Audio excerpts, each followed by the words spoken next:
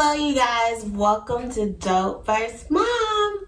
So I am back and I am officially a mom. So my baby girl, Miss Nova, was due to be born today, Super Bowl Sunday, February the 3rd, and she actually came a little bit over a week early. She was born January the 25th, 7:40 p.m. at 6 pounds and 5 ounces and 19 inches. So I am here to share my labor and delivery experience, which was pretty amazing, just like my pregnancy. I feel so blessed. So again, I do apologize.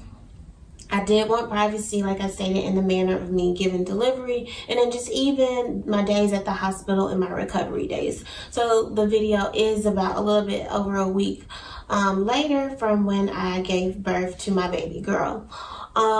So yeah, let's go ahead and get started. So for me, myself, like I said, I gave birth Friday. So that Friday morning at about 3 p.m., I started to feel contractions. And they were coming probably like every 15 minutes, not too frequently. But they kept me up because I really couldn't go back to sleep after that. So when it got to about 5 a.m., the contractions started coming like every 10-12 minutes. And then at that point is when I started counting. I used one of my pregnancy apps, Ovia pregnancy app. They have a contraction timer.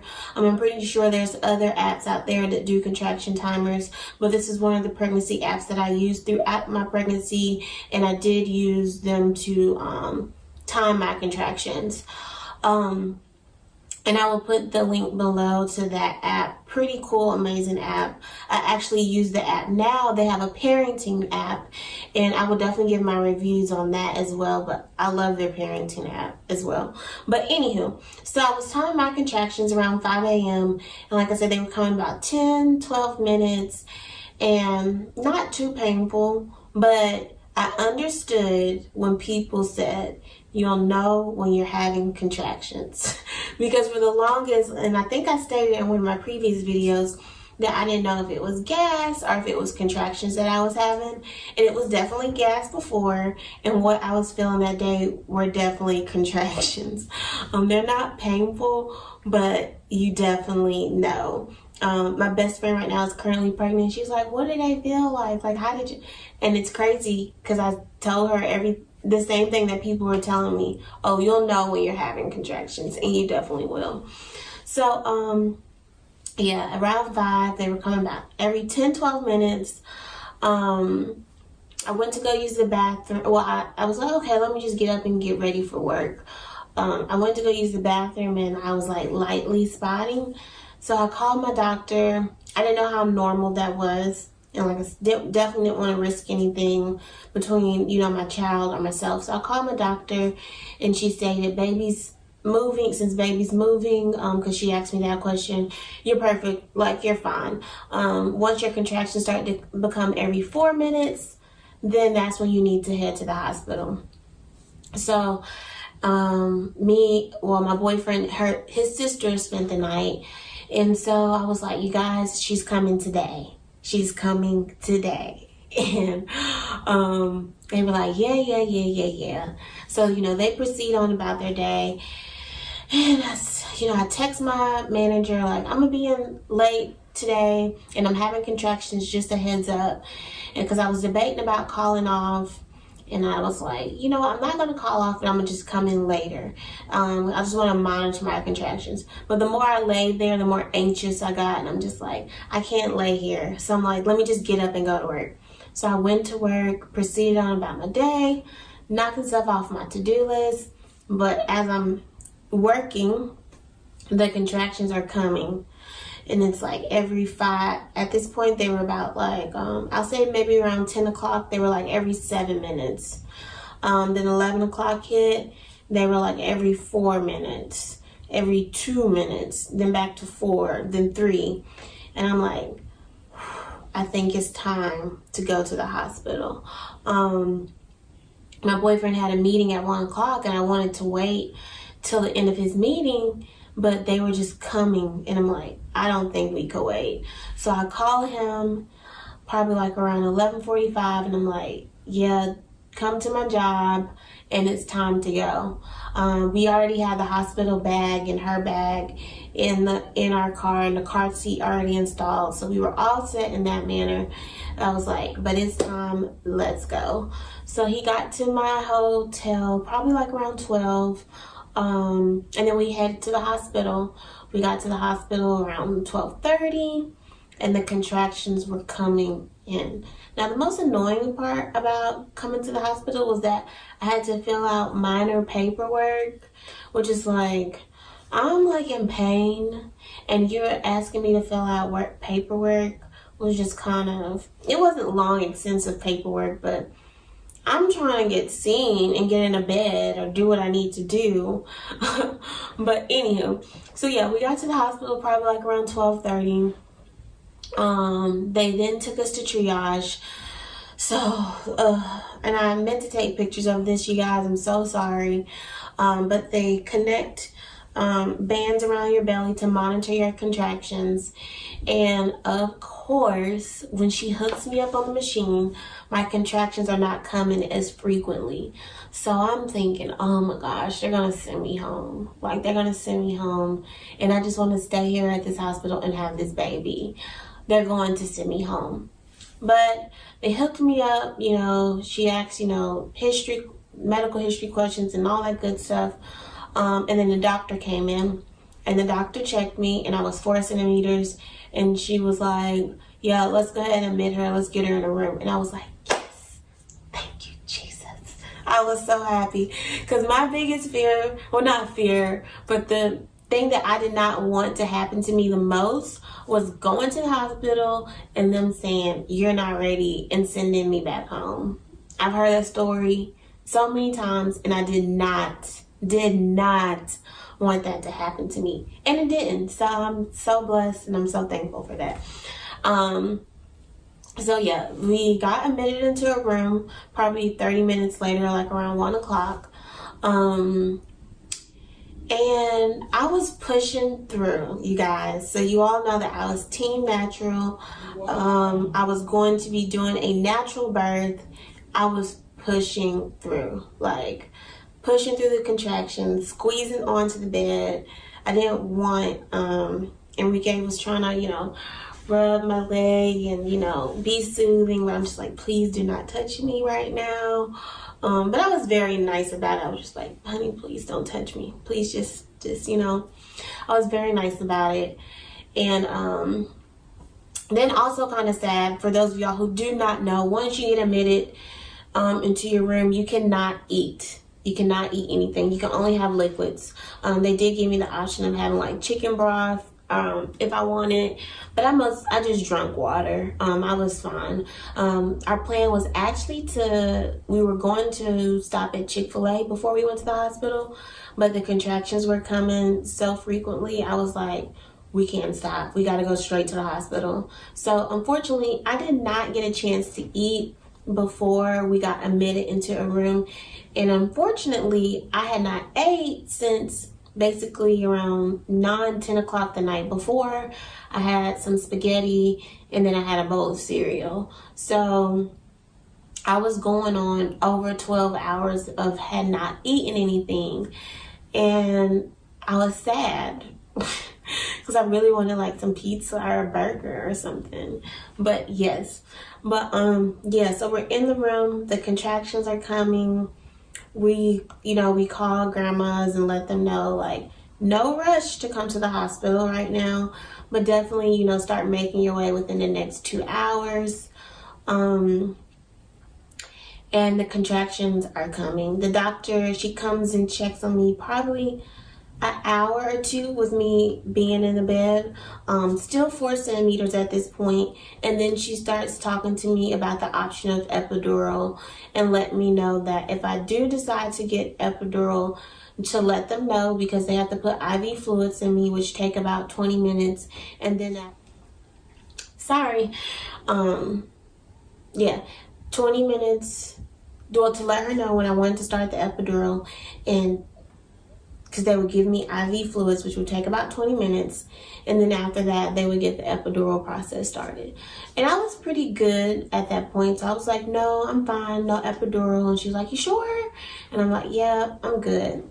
Oh, also side note, funny thing about the doctor who was delivering my baby. So my doctor's office, I did have my main doctor, but they after so many weeks of being pregnant, they have you schedule and see all of the doctors in the office just in case your doctor is not there for delivery and another doctor is. So my doctor was not there for delivery, but the doctor who I did not want to be there was there for the delivery of my baby. Me and this doctor, we went back and forth about the flu shot. She's a sweet lady, sweet, very, very good doctor. But we just went back and forth about this flu shot. We kind of butt heads during those doctor visits when she was trying to convince me to take the flu shot. And I was just like, yeah, I don't like her. I hope she's not there to deliver my baby. And what do you know? She was there. But she was amazing. She was fun. Like, I had a good experience with her. She was absolutely amazing. We actually got her a thank you card to give to her because we appreciate her so much. But, so yeah, I told her I was fine for the epidural. Didn't need it right now. Totally okay. Another hour goes by, around 4 o'clock-ish. The contractions are definitely coming in. And they're coming in so bad that I just feel like I have to throw up. I just want to throw up. You know when you have a really bad hangover and you just want to stick your finger down your throat and just throw up to make yourself feel better? That's what I wanted to do. I asked the nurse, I'm like, can I get a bag to throw up in? And so she gave me the bag, of course. And then she also gave me the option of, they could put medication in the IV fluids that could help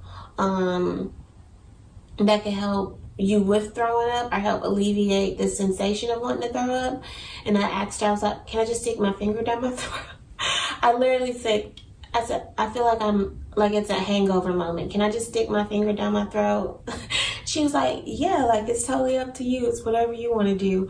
And I was like, let's hold off on the medicine because you all know how I am about medicine. I did not want to have anything extra. So I'm like, let's just hold off on the medicine. And I was like, but let's get the fluid started. I want epidural. So I did not have a natural birth. I ended up getting the epidural, which was probably what made my delivery so easy and smooth, honestly, because I was in so much pain at that point when I had requested the epidural, and it was definitely time. And I did end up throwing up. And like I said, I think it was more so not because of the pain or anything. Do not want to scare anybody. I think it more so had something to do with I didn't eat for so long, and then probably the pain was too much for my body as well. So I definitely ended up throwing up. Yeah, it was getting bad. So I had timed my epidural literally right on time. My one piece of advice is stick it out for as long as you can. I know some people are like, I'm not trying to experience any pain at all. And that is okay. You know, to each his own. Whichever you want to do, you do. But I definitely encourage you to stick it out as long as you can. That's definitely what I did. I'm like, I could deal with pain, and I'm going to deal with it as long as I can. And yeah, and I did not even get to say pizza. I did not even get a chance to use our safe word. I was like, I pressed that emergency button on the side. I was like, fluids, please. Because I was ready. I was definitely ready. So, yeah. So they had the doctor come in and put in the epidural, it was not bad. I had a contraction come in right before they were about to get started, so we had to let that pass through. The actual epidural process was not bad at all. They did request only one person be in the room at that point in time, and Enrique and my mom had made it there by that time. So mom stayed in the room while Enrique stepped out, and she held my hand. But the epidural was not bad. Of course, yes, they're sticking a needle near your spine area, and yes, and my epidural kicked in really fast. Within about 15 minutes, I felt it. Just because you're numb. I was literally numb, like stomach here on down. So that was about around 5 when the epidural kicked in. After that, I was in my bed, chilling, talking, calm. It was definitely like night and day. The only people that saw me when I was in pain were Enrique and my mom. And my mom was like, yeah, I felt so bad when I walked in the room. My baby girl was in so much pain. But it was literally like night and day. Because, after the epidural, I was cussed and I was good. So after probably like about 2 hours of just, laying there, at that point in time, his mom had got there, his aunt had got there, and, just talking. So then the doctor came in. She's like, okay, let me check you. So she comes in, and so this is probably like around 7 o'clock. She checks me, and she was like, oh, we're 10 centimeters. It's time. You're ready. It's time to push. And I was like, what? I said, no, I'm not ready. Because I was literally nervous about that part, the pushing part. I'm like, oh my gosh. I'm like, no, I'm not ready. She was like, it's time, sweetie. And I'm like, oh shoot. I'm like, Tyra, okay, it's time. Get your game face on. Get your game face on. At that point, I only wanted 3 people in the room, which were the grandmas and Enrique. So his sister and his aunt just waited in the waiting room. And literally my delivery was so smooth. When I say so smooth, it was literally so smooth. I pushed. So every pushing moment, you push three good times. Well, for me, they had me push 3 good times, and then we would take a break, wait for another contraction to come in, push another 3 good times, take a break, wait for another contraction to come in, push another 3 good times. I had 6 of those moments. So 6 good pushes, and she was out. I think we started like around 7:15, 7:20 with me pushing. And like I said, she was here at 7:40 p.m. I did not push long at all. The epidural helped. One, because I didn't feel anything down there. And it just helped in general with just the pain and wanting to push the baby out. I know some people experienced saying that they were too numb, they couldn't feel anything. And I think that's from pressing the button. Because I did have that option if I wanted more epidural flowing in and coming in. I could have pressed the button. I didn't press the button not once. What they had did from the get-go was good enough for me. I would probably give that as another piece of advice, is that if you don't have to press the button for more medication, don't do so. I know people like to give advice like press the button way before you feel like your contractions are about to start getting bad. But you never know when the doctor may come in and be like, okay, it's time to push. And then you're just so numb down there that you don't have no control. You don't have any control over your body. So, but literally, like I said, I literally pushed 6 times and she was here. The pushing was a little bit difficult at the beginning, not the actual pushing, but trying to get the breathing technique down. Like I literally felt like I was about to burst my face, because they want you to just breathe and push and not let any air out. And I'm like, my face was just so tight, like it was like very uncomfortable. But other than that, it was amazing. I really feel blessed, like honestly. So yeah, like I said, I pushed 6 good times, and she was out in here. I got a little too comfortable. She was out in here. Miss Nova came out, did not cry at all. Of course, she was alert and everything, but did not cry at all. They even gave her a shot. She didn't even cry. She cried for like 30 seconds. And she just did not cry. It took her, I think, day 2 of life is when she had her first real cry. And I was like, okay, so you were just saving it. You were just saving it. But after that, next came them after actually having the baby. Of course, you know, they take out the placenta, which was smooth and easy. She did have a moment where she said parts of the placenta were still in me, so she had to kind of dig in there a little more, which was a little painful. But the one pain that does hurt. So afterwards, they push down on your tummy to help get out more of the blood and fluid and everything. That does hurt.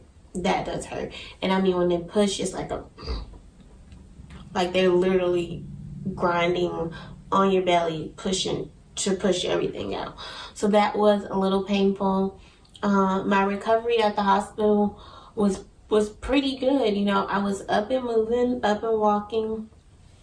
I would say my recovery now, which I am going to save for another video for you guys, just doing a quick recap on my body and how it healed, how's it going, things that I'm experiencing, breastfeeding.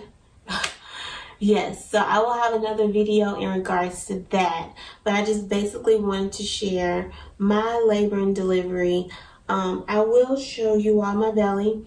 I am 1 week and 2 days postpartum, and it actually has gone down quite a bit. Very happy about that, so I won't have much to work off. And yeah, so tune in to my, I was gonna say belly bump, but it's no belly bump anymore. Just tune in to my postpartum belly.